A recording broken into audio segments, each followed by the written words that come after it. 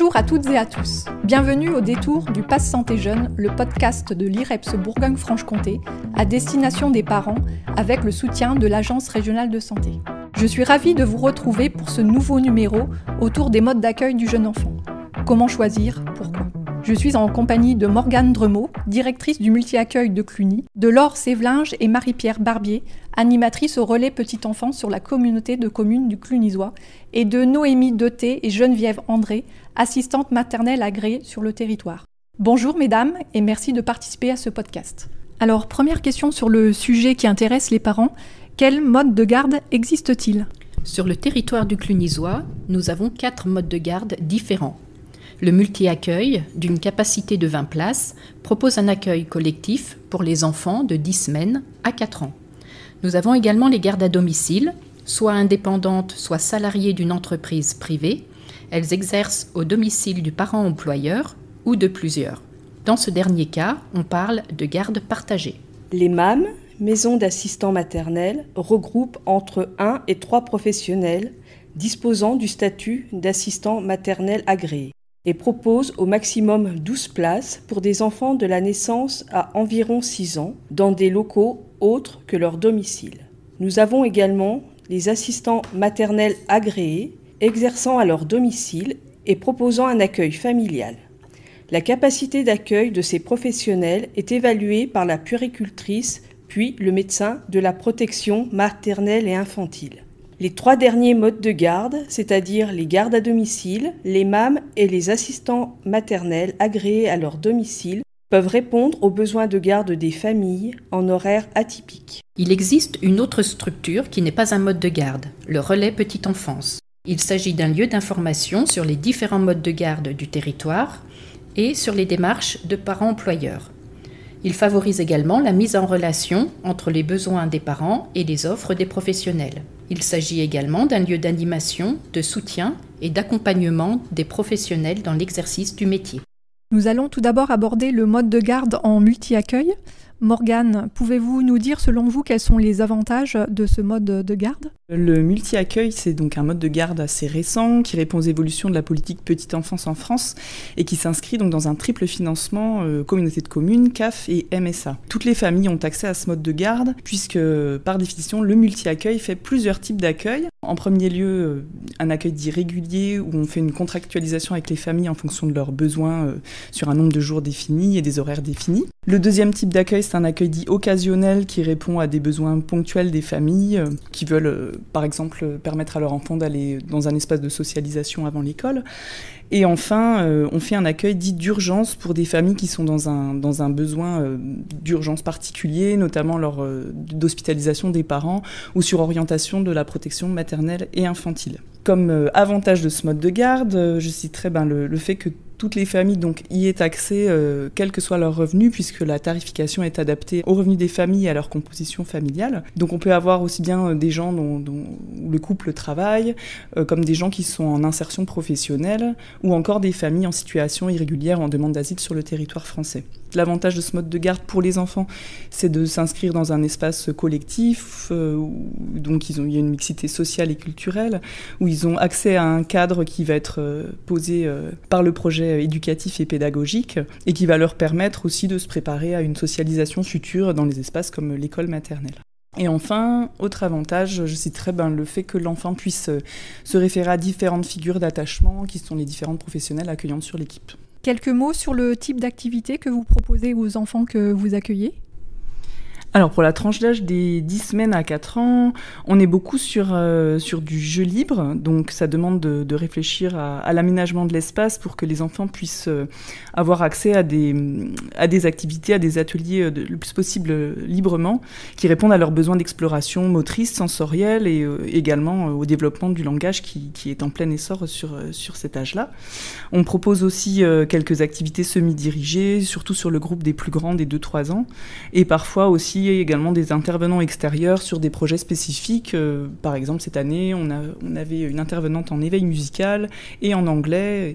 Et on voit bien que c'est vrai que les enfants à cet âge-là ont tellement d'envie qu'ils répondent positivement à ce genre de sollicitations. Mais les activités ne sont jamais imposées, elles sont toujours proposées. Les différents types de professionnels qui travaillent dans ces structures ? Donc actuellement sur le multi-accueil, nous avons des auxiliaires de puériculture, des personnes titulaires du CAP Petite Enfance, aujourd'hui appelé Accompagnement éducatif Petite Enfance, et moi-même qui suis éducatrice de jeunes enfants de formation initiale. Nous avons également un médecin qui est rattaché au multi-accueil, qui est donc un référent santé qui aide l'équipe à écrire et organiser les protocoles autour de tout ce qui concerne la santé de l'enfant en structure d'accueil. Dernière question, Morgane, comment rentrer en contact avec un multi-accueil et à quel moment de la grossesse est-il judicieux de s'y prendre pour entamer les démarches ? Donc on peut se rendre sur le site de la communauté de communes du Clunisois. Il y a une demande de préinscription qui est en ligne, que vous pouvez télécharger, remplir et renvoyer directement au multi-accueil. Le mail est également indiqué sur le site de la communauté de communes dans l'onglet Petite Enfance. Ensuite, le meilleur moment pendant la grossesse, c'est de se prendre, c'est le plus tôt, parce qu'il y a toujours une liste d'attente assez importante chaque année.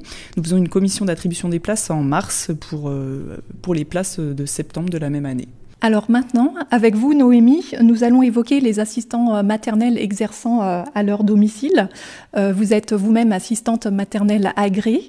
Est-ce que vous pouvez nous en dire un peu plus sur les avantages de votre mode de garde ? Un accueil avec un nombre d'enfants restreint, ça va permettre aux professionnels de pouvoir être plus à l'écoute de chaque enfant, de pouvoir suivre son rythme. Les journées seront plus calmes, le sommeil plus reposant puisque moins de bruit. Certains parents ont peur que leur enfant ne se sociabilise pas. Alors, il y a tout de même un contact avec d'autres enfants et parfois même d'autres adultes quand les assistants maternels se rendent au relais petite enfance, à la ludothèque ou encore au parc de jeux extérieur. Et il peut également avoir notre conjoint qui est notre domicile évidemment. Nous sommes plus souples au niveau des horaires aussi. Nous pouvons accepter de commencer très tôt et finir très tard. Par exemple, j'ai des collègues qui commencent à 4h30 et d'autres qui finissent à 21h. En ce qui concerne la rémunération, puisque c'est aussi un point que les parents craignent un peu, ils peuvent bénéficier d'une aide de la CAF qui s'appelle le complément de libre choix de mode de garde et d'un avantage fiscal sous forme de crédit d'impôt. Depuis mai 2019, il existe un service Page Emploi Plus pour que les parents n'aient plus que le reste à charge à sortir de leur poche. C'est le même principe qu'en crèche. Et est-ce que vous pouvez nous expliciter le type d'activité que vous proposez aux enfants que vous gardez ? Tous les jours, on part faire une balade quand le temps le permet, ce qui nous permet, pour moi, de récupérer aussi des cailloux, des morceaux de bois, des feuilles pour faire des manipulations au retour à mon domicile. Je propose très peu d'activités manuelles parce que c'est quelque chose que je n'affectionne pas. Mais par contre, quand j'en mets une en place, je ne vais pas forcer l'enfant à la faire, enfin lui prendre la main pour colorier, pour lui faire mettre les gommettes au bon endroit. Donc ça arrive qu'il reparte avec une feuille, avec juste un coup de crayon, une gommette, un coup de pinceau. Il y a également une grande part de musique où nous dansons, nous chantons, on fait des comptines qui sont signées, puisque j'ai fait une formation là-dessus. J'aime beaucoup la lecture, donc en fait, il y a beaucoup de livres pour enfants chez moi. Ils ont une histoire avant chaque sieste. Et puis, dans la journée, s'ils veulent que je leur fasse la lecture, évidemment, je ne vais pas me faire prier. Je les emmène également au relais petite enfance tous les mardis matins. Ils nous proposent l'éveil musical, l'éveil moteur, bébé lecteur et les activités manuelles. Il y a aussi une grande part de jeux libres pour qu'ils puissent développer leur imagination, de l'autonomie et puis une confiance en eux. Pouvez-vous nous dire un mot sur votre formation en tant qu'assistante maternelle et le suivi de votre profession ? Pour devenir assistante maternelle, j'ai dû faire 130 heures de formation, dont 70 en préaccueil sur les thèmes sécurité et santé de l'enfant, relations avec les parents, gestes de premier secours, puis 60 heures en post-accueil. C'était il y a 14 ans, donc maintenant, en fait, la formation est de 120 heures, donc 80 en pré-accueil. Ils ont supprimé la partie gestes de premier secours qui peut être fait en formation par la suite. Personnellement, je continue de suivre des formations grâce au relais petite enfance qui nous en propose tous les ans. Ça m'a permis de faire par exemple 120 heures en langue des signes française, de passer mon certificat SST, sauveteur secouriste du travail, ou bien encore des formations sur les thèmes les troubles du déficit de l'attention avec ou sans hyperactivité, adapter sa communication à l'enfant et bien d'autres. Par la suite, la puéricultrice de la PMI vient nous voir tous les 5 ans. Lors de cet entretien, elle réévalue nos capacités à faire ce métier, mais elles refont également le tour de notre logement pour voir s'il remplit toujours les conditions pour l'accueil d'enfants. La puéricultrice aussi peut venir faire des contrôles surprises Mais moi, en 14 ans, ça ne m'est jamais arrivé. Dernière question, Noémie, comment rentrer en contact avec une assistante maternelle et par quel biais ? Il est possible d'appeler les relais petite enfance, les mairies, et depuis septembre 2021, nous sommes dans l'obligation de nous inscrire sur le site monenfant.fr où les parents peuvent trouver nos coordonnées. Je conseillerais aux parents de prendre contact avec nous dès que possible, environ vers la première échographie, puisque dans certains endroits, il est très difficile de trouver un professionnel de libre, surtout si c'est pour un accueil en cours d'année scolaire. Nous avons des places qui se libèrent quand les petits qu'on nous confie font leur rentrée. Enfin, nous allons évoquer les assistants maternels agréés exerçant en maison d'assistants maternels. Geneviève, est-ce que vous pouvez nous dire quels sont les avantages de ce mode de garde ? Alors, donc, nous sommes déjà dans une MAM que nous appelons la MAM au Trésor. Nous sommes 2 assistantes maternelles que nous travaillons donc ensemble et nous envisageons d'avoir une 3e assistante maternelle car nous avons pas mal de demandes. Nous avons le droit de garder 8 enfants pour 2 assistantes maternelles et s'il y a une 3e assistante maternelle, ça sera jusqu'à 10. Les avantages, comme c'est une garde sans interruption des enfants, des horaires très élargis, qui propose des activités plus nombreuses pour les enfants, un lieu d'accueil de qualité, contrôlé par les services de la PMI et par la RAM pour administratif. Est-ce que vous pouvez nous dire quel type d'activité vous proposez aux enfants que vous gardez ici à la MAM ? Alors on leur propose aux enfants de dessiner, de peindre, de cuisiner, de fabriquer des petits objets à offrir à leurs parents, comme genre fête des pères, fête des mamans. Aussi une sortie dans les lieux publics, les animations avec la RAM, comme bibliothèque, l'éveil musical, l'éveil moteur, l'éveil bébé lecteur. On a des sorties promenades, un petit moment avant le déjeuner pour que les enfants prennent l'air. Cet exercice leur ouvre l'appétit. L'après-midi, commençant par une sieste qui permet aux enfants de se reposer, mais avant tout pour préparer au repos une petite histoire ou chanson. Ensuite, le goûter est un rituel que les enfants adorent. Les retrouvailles avec les parents sont un moment important pour les enfants et faire la transmission sur la journée. Et dernière question, comment rentrer en contact avec une maison d'assistants maternels ? Et puis lors d'un premier contact téléphonique, détailler avec l'assistante maternelle leurs besoins d'accueil, prendre les connaissances des disponibilités de l'assistante maternelle, surtout s'informer sur les conditions d'accueil en fonction de leurs attentes prioritaires. Et contacter l'assistante maternelle sur le temps de sieste des enfants ou en soirée afin qu'elle soit vraiment disponible pour qu'on puisse répondre à leurs questions. Sinon, par le biais des rames des mairies, etc., il est possible d'entamer les démarches dès la confirmation de la grossesse ou les 3 premiers mois.